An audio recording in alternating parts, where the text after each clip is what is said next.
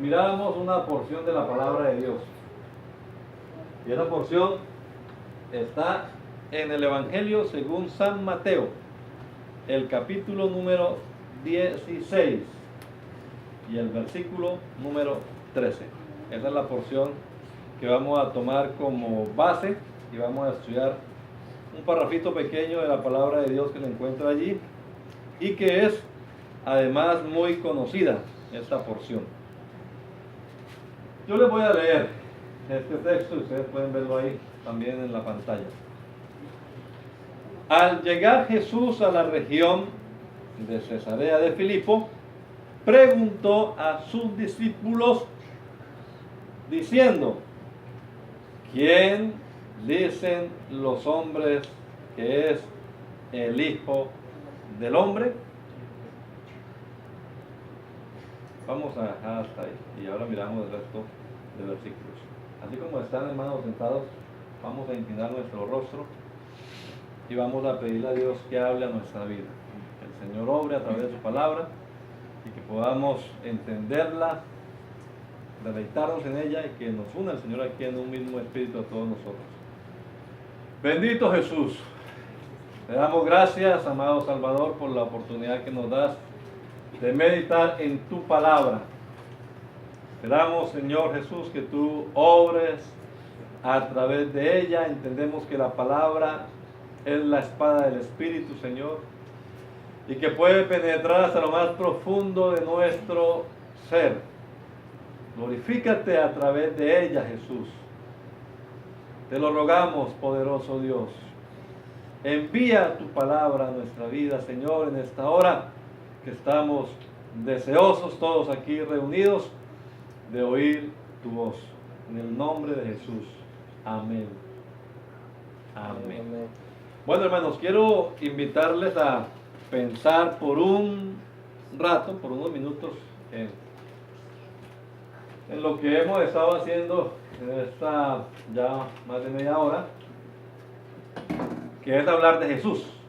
¿Sí? Los cánticos todos han mencionado por lo menos a Jesús, pero tiene además un mensaje acerca de la identidad de Jesús, y es ese el tema que quiero que miremos nosotros. ¿Quién es Jesús para cada uno de nosotros? Para mí, ¿quién es Jesús? Hay una canción conocida en el mundo evangélico que dice: para muchos, Jesucristo, a quien yo amo, no fue más que un pobre malhechor. No fue más que el murmullo de la gente, o un loco que daba voces por allí, en fin, un revolucionario. Pero el autor de ese cántico escribió: pero para mí es el Rey del universo. Para mí es el principio y el fin.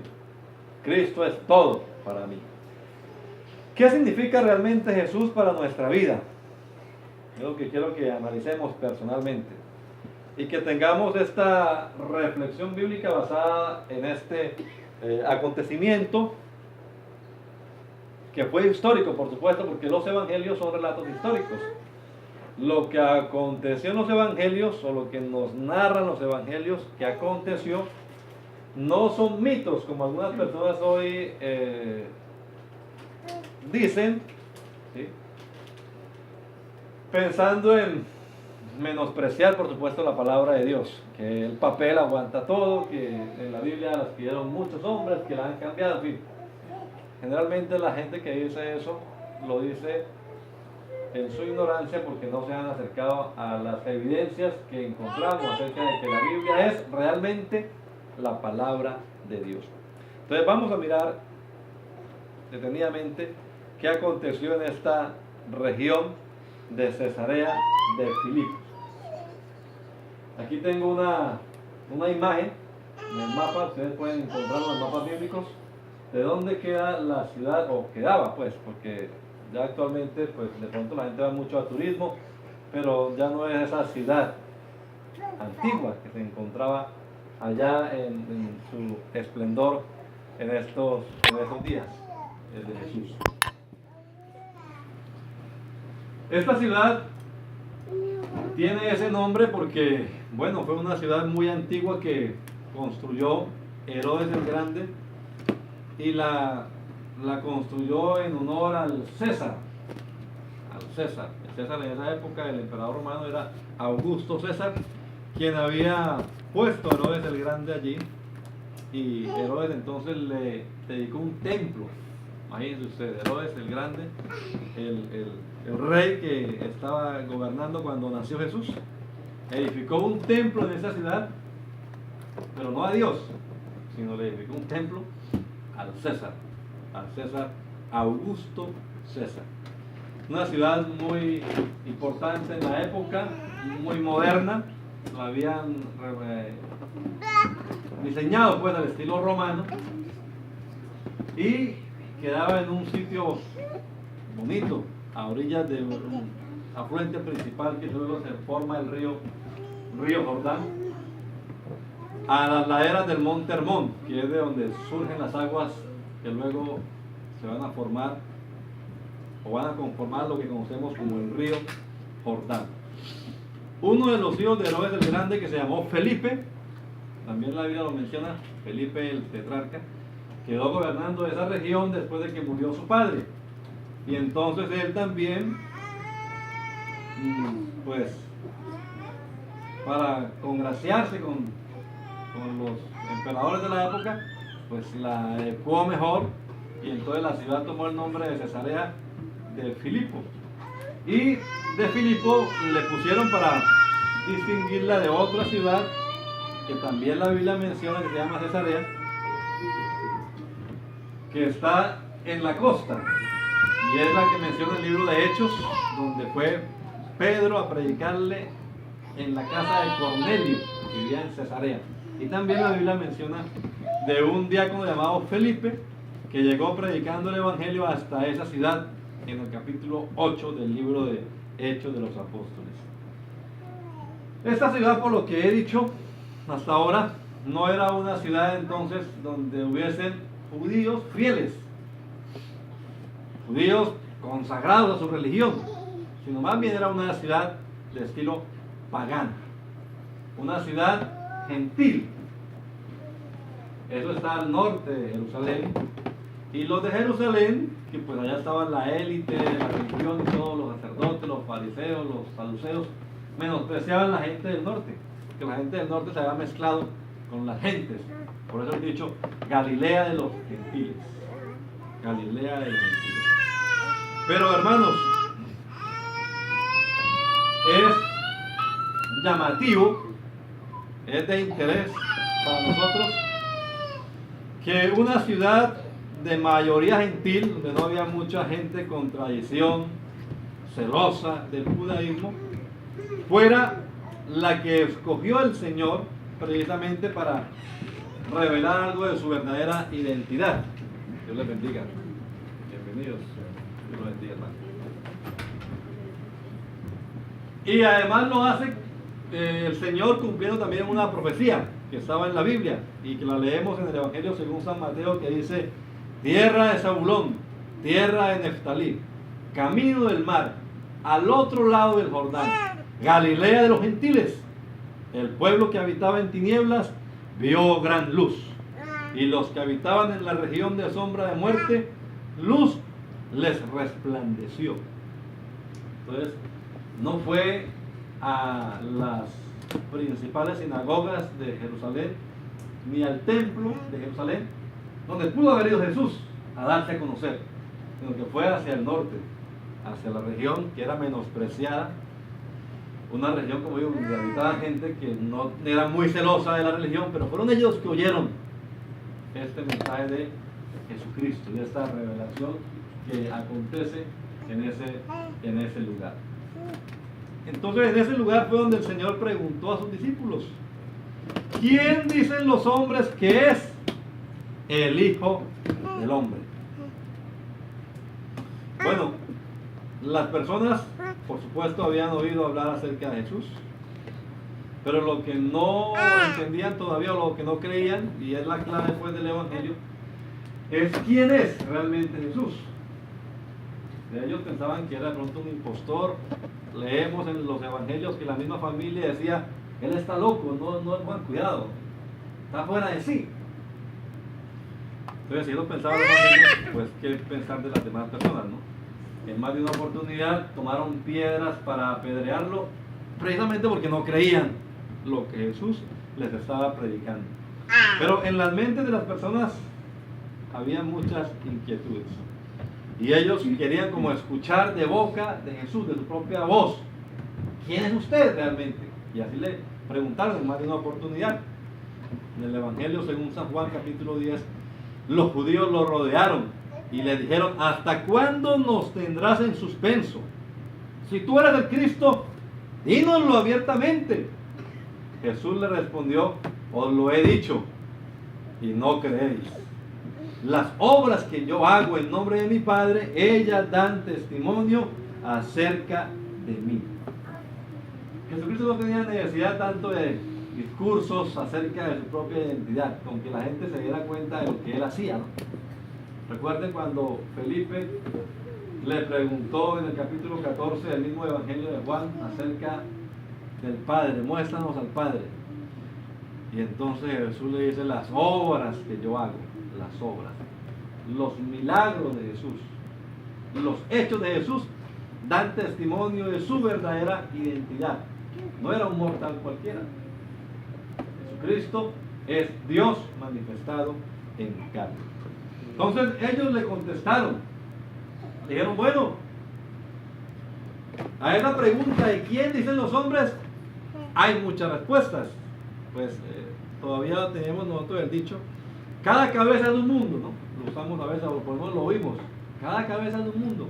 O sea, cada cual cree lo que quiere, cada cual ve lo que quiere, cada cual dependiendo de las gafas que le ponga, pues así va a ver el mundo, el color de las gafas. Qué bueno que hoy nos quitáramos las gafas y pudiéramos ver las cosas como realmente son. ¿Quién dicen los hombres que es el Hijo del Hombre? Entonces ellos le respondieron, bueno, siguiente versículo, unos dicen que Juan el Bautista. Juan el Bautista para este momento ya había muerto. Juan el Bautista había sido decapitado. Uno de los hijos de Herodes, otro Herodes, lo mandó decapitar, precisamente porque fastidiaba mucho, ¿no? Decía que este hombre tenía como mujer suya a la cuñada, a la esposa de su hermano, y él le decía, no te es lícito tener como mujer a la esposa de tu hermano. Y ese hombre estaba fastidiado por eso, y la mujer Herodías fue la que... Pero esta gente, al ver lo que Jesús hacía y al oír sus enseñanzas, pensaron algunos, es Juan el Bautista que se levantó entre los muertos. Quizás nunca lo habían visto, ¿no? A Juan el Bautista. Entonces dijeron, ese debe ser Juan el Bautista. Otros decían, es Elías, porque en las profecías del Antiguo Testamento estaba anunciado que antes de que apareciera el Mesías vendría Elías, ¿verdad? Entonces la gente estaba como esperando a ver cuándo aparece Elías. ¿Cuándo aparece Elías? Y fíjense que leímos ahora en el Evangelio, capítulo 1 de Juan, y a Juan el Bautista le preguntan, ¿eres tú Elías? Y él dijo, no, yo no soy Elías, yo soy una voz que clama en el desierto. Pero de Jesús también dijeron, es Elías, entonces el que viene, que tiene el poder. Elías fue un profeta muy famoso en el Antiguo Testamento, hizo muchos milagros, entre esos lo famoso, lo más que recuerda uno, es que hizo llover fuego del cielo, ¿verdad? Y decapitó a un poco de profetas, falsos profetas de Baal. No era el profeta del fuego, el profeta que todo el mundo respetaba. Oró y la tierra quedó seca durante 3 años y medio, sin lluvia. El hombre oró otra vez y llovió. Era un hombre respetado como hombre de Dios en el Antiguo Testamento. La gente pensaba, entonces este debe ser Elías. Y otros decían, es Jeremías. O alguno de los profetas antiguos. Algo pasó y se levantaron ahora los profetas. yo no sé realmente qué cara pondría Jesús, ¿no? Si de pronto una cara de preocupación, como de, qué pesar, que esta gente todavía no sepa quién soy yo. O quizás una sonrisa como de que, nada que me conoce. Porque nada de eso tenía que ver realmente con la verdadera identidad de Jesús. Pero entonces ahora la cosa ya no es acerca de qué piensa la gente, sino que dice el siguiente versículo: y vosotros, ¿quién decís que soy yo? Entonces recuerden lo que le decía ahora al empezar, hermanos. Pensemos cada uno, bueno, para mí, ¿quién es realmente Jesús? Porque salga y pregunte por ahí, en la calle. La gente tiene muchas ideas acerca de Jesús, muchas ideas. Que fue un ángel, que fue un iluminado, muchas cosas raras tiene la gente acerca de Jesús. Pero ¿qué significa? ¿Quién es Jesús para mí? Y vosotros, ¿quién decís que soy? Ese vosotros se refiere a las personas que habían estado cerca de Jesús, a las personas que habían tenido contacto con Jesús. Ya no a los que oían por ahí de un profeta que decía o hacía cosas, sino a los que comían, dormían, vivían con Jesús. A los que, entre comillas, le conocían. ¿Quién soy yo para ustedes? También nosotros, hermanos, somos discípulos de Jesús, somos cristianos, somos seguidores suyos. También a nosotros se nos ha manifestado el Señor y hemos sentido su poder y hemos visto sus maravillas y hemos sido beneficiarios de la gracia de Dios. Y seguramente que más de uno aquí oyendo testimonios pudiéramos decir: Dios me ha sanado, Dios me libró, y pudiéramos contar muchos testimonios de pronto en medio nuestro que ha hecho Jesús en nuestra vida. ¿Quién es Jesús entonces para mí? ¿Quién es Jesús para mí? Ahí se quedaron como en silencio ellos, pensando qué responder, qué concepto tenía cada uno acerca de Jesús. Pero el verso 16 es una luz grande que surge ahí. Una revelación viene sobre Simón Pedro. Y entonces abrió su boca y dijo: tú eres el Cristo, el Hijo del Dios viviente. Tú eres el Cristo. Bueno, nos faltaría tiempo realmente en esta mañana para explicar bíblicamente lo que la palabra Cristo o la palabra Mesías significa. Cristo pues es la palabra griega que se usa para el hebreo Mesías, que eso en español pudiéramos decir que es como el ungido. Pero no es solamente el ungido, echarle aceite y ya, sino que tiene mucho trasfondo, mucha profundidad teológica y enraizada, claro, en el Antiguo Testamento. Porque de Génesis 3:15 ya se estaba anunciando a alguien que vendría. Recuerden que Génesis 3:15 dice: y pondré enemistad entre tu simiente y la simiente suya. Esta te herirá en la cabeza. La simiente de la mujer que vendría heriría o le aplastaría la cabeza al diablo. Y estaba ya la profecía, que es como la primera profecía que tenemos mesiánica. Pero desde esa primera página, segunda página de la Biblia, en adelante por todo el Antiguo Testamento, tenemos referencias acerca de Cristo. Para que la gente realmente entienda quién es Cristo. ¿O qué implica ser el Mesías? ¿Qué significaba para un judío escuchar eres el Cristo? O entender es el Cristo. Eso es algo bien tremendo. Que, bueno, ya los discípulos en alguna oportunidad habían respondido así. por milagros que el Señor había hecho y le habían adorado. Simón Pedro antes también le había dicho a Jesús: ¿a quién iremos? Si solo tú tienes palabras de vida eterna. Y nosotros hemos creído y sabemos que tú eres el Santo de Dios. Hemos creído y sabemos que tú eres el Santo de Dios. Para que alguien fuese el Mesías, para que alguien fuese reconocido como el Mesías, como el Cristo, tenía que reunir y cumplir muchas escrituras del Antiguo Testamento. Porque, resumiendo todo, no era otro ser que vendría, sino el mismo Dios del Antiguo Testamento que vendría y salvaría a su pueblo. Ese sería el Mesías.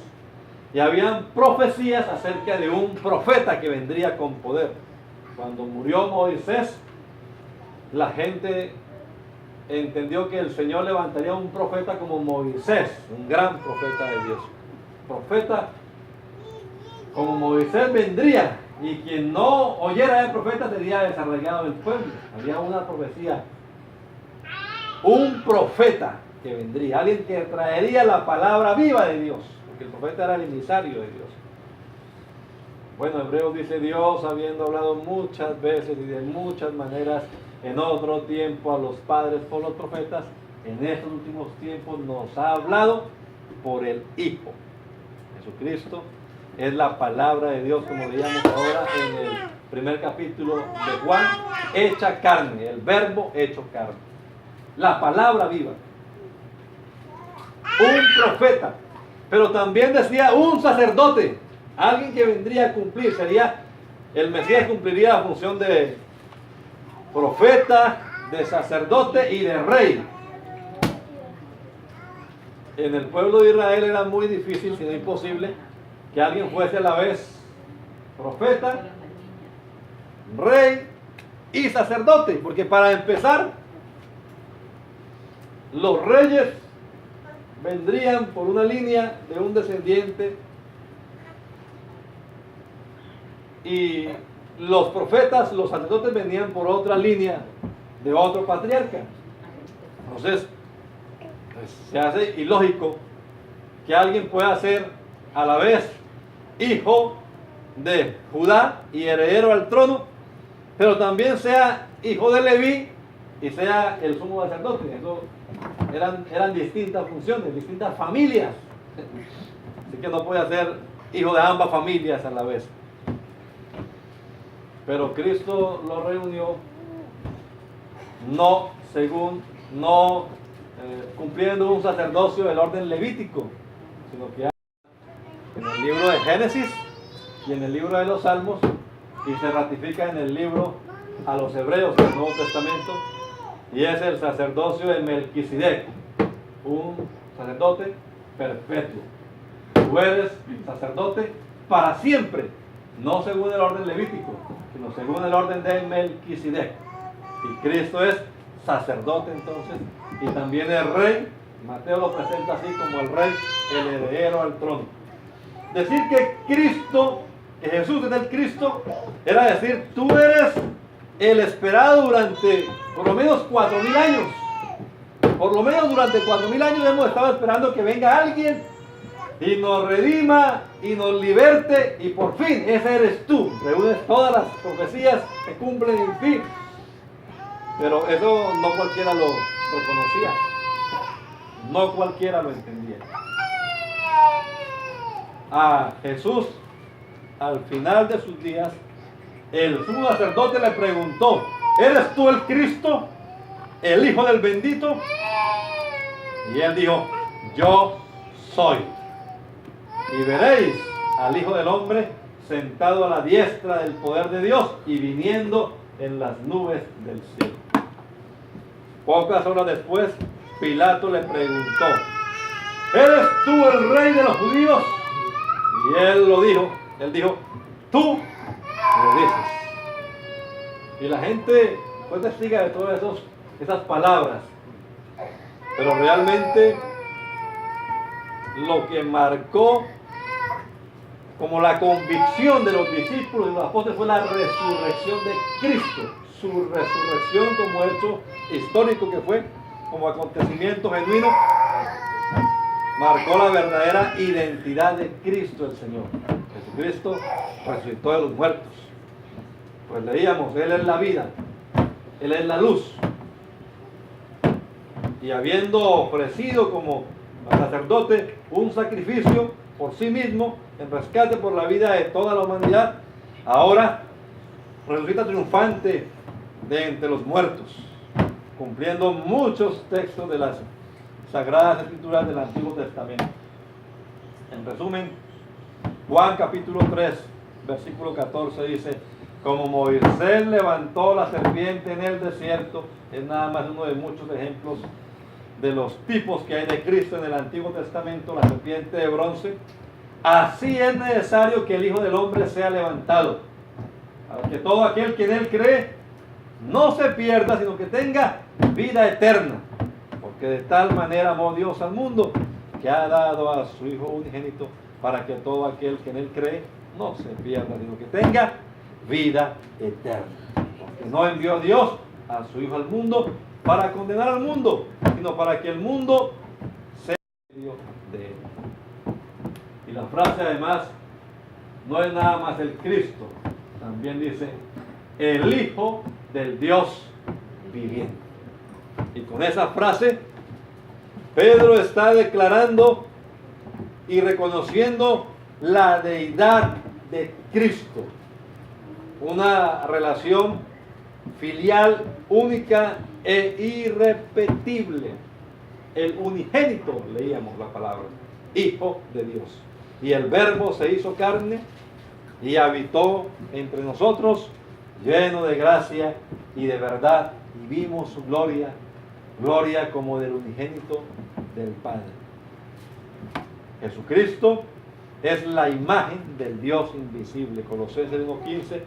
Él es la imagen del Dios invisible, el primogénito de toda creación.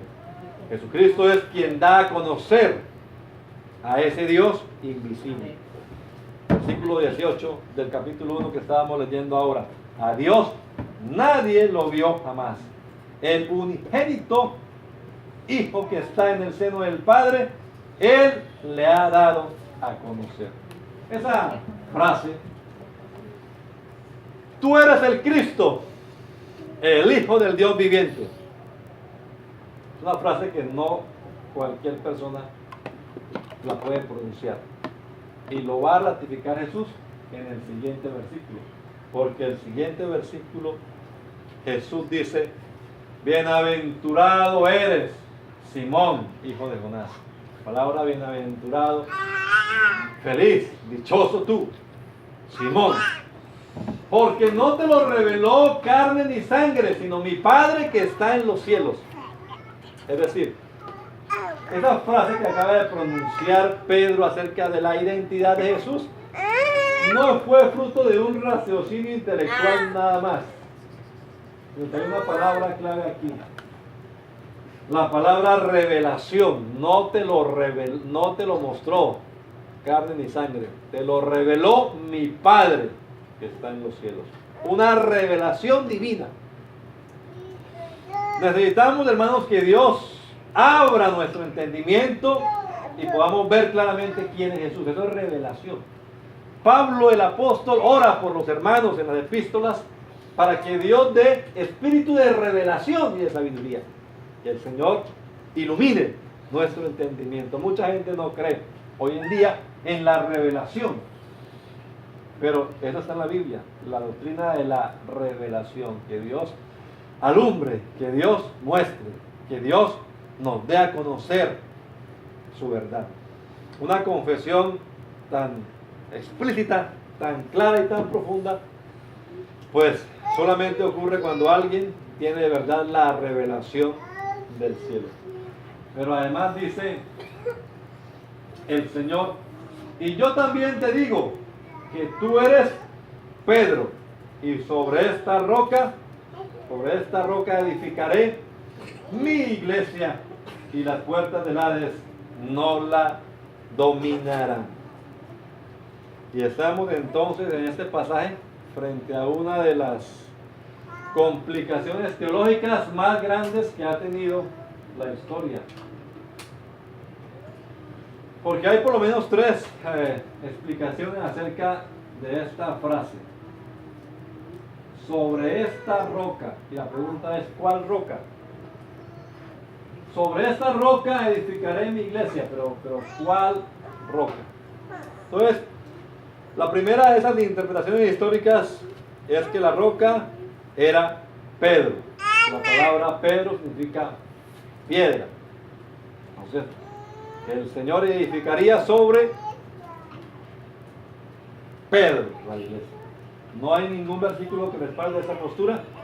Sin embargo, es la interpretación que ha dado la Iglesia Católica y que ha defendido no con Biblia, sino con tradición, aunque muchos de sus teólogos católicos no están de acuerdo con esa y de ahí viene entonces el legado del Papa, ¿cierto? Eso que le llaman ellos la sucesión apostólica, y llevan al extremo de pensar hasta en la infalibilidad.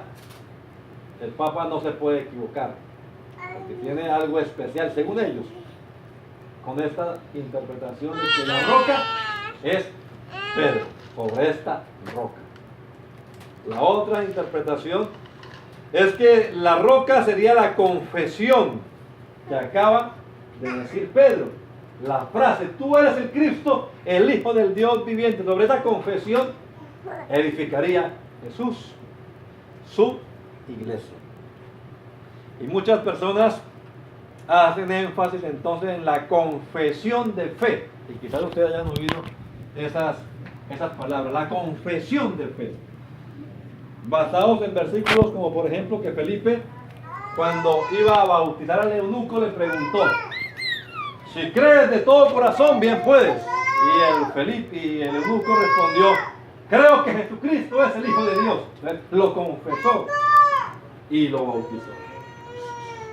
O en Romanos 10 que dice: si confiesas con tu boca que Jesús es el Señor y crees en tu corazón que Dios le levantó de entre los muertos, serás salvo. Porque con el corazón se cree para la justicia, pero con la boca se confiesa para la salvación.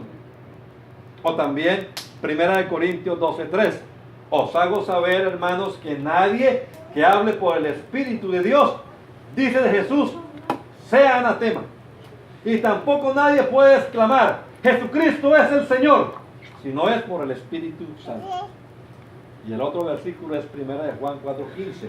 Todo el que confiesa que Jesús es el Hijo de Dios, Dios permanece en él y él en Dios.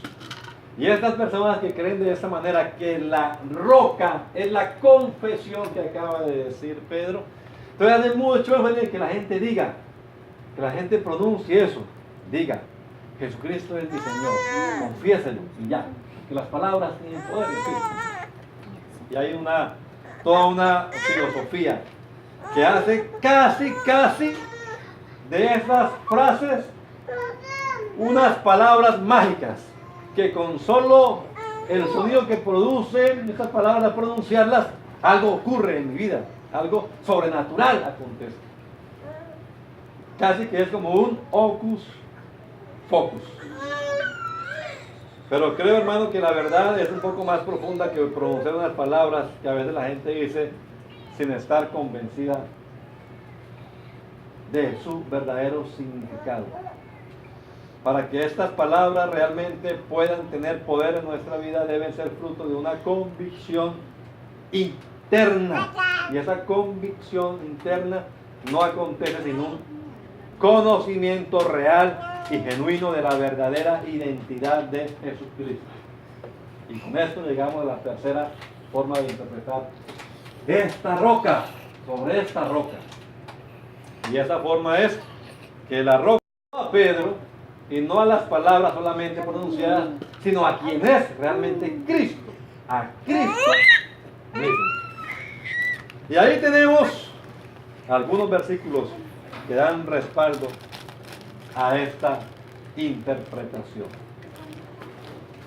Por eso Jehová el Señor dice: pongo en Sión un fundamento, una piedra probada, angular, preciosa, cimiento estable. El que cree en él, que no se afane.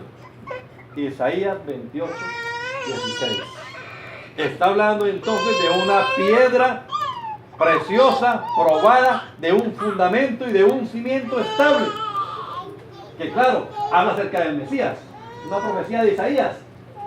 Hablando de alguien que vendría y en Sión se convertiría en esa roca, ese fundamento